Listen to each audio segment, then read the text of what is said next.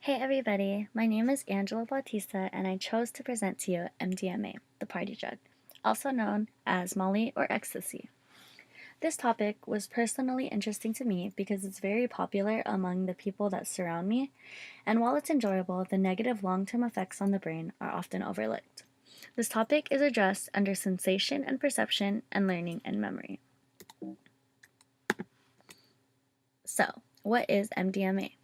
It's a drug that is used as a stimulant and a hallucinogen. And what is serotonin? It's a neurotransmitter in the brain which is connected to regulating feelings of well-being and happiness.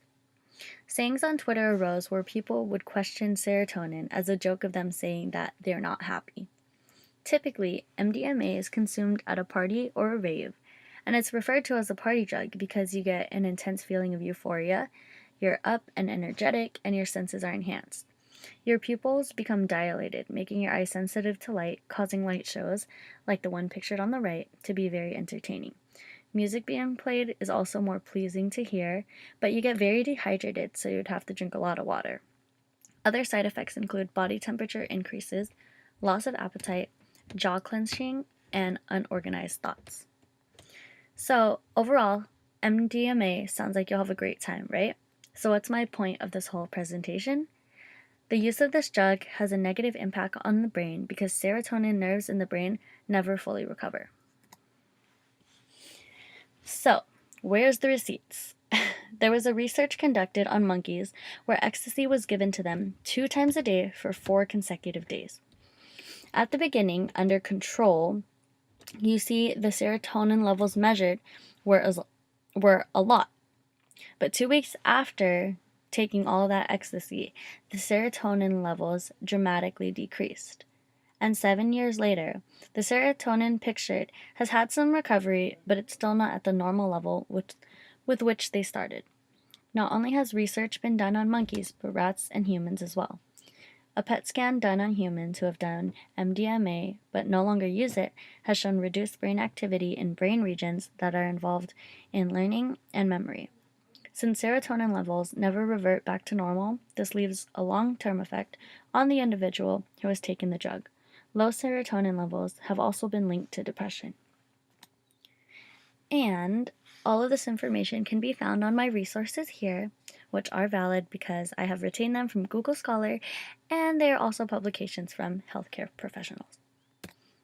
So, is it really all that bad? It's argued that MDMA can actually be used to treat PTSD. There was a study done in Switzerland where there were 12 individuals who suffered from PTSD, and they were contacted from referrals through psychiatric hospitals and counseling centers. So half of them were given a placebo or a lower dosage, while the other half were given a full dosage. For the individuals receiving the placebo, there was no significant change, but for the people who did receive the drug, they have had reduced activity in the amygdala, which is responsible for emotions and memory. This led researchers to believe that some of the effects from PTSD can be reversed with the help of the drug. This is a research article found on Google Scholar as well, and I believe this knowledge can be used for good if it's practiced more within individuals who suffer from PTSD and they have positive results. Although this study was done and received a positive outcome, there's no way of telling how it can impact everyone else around the world.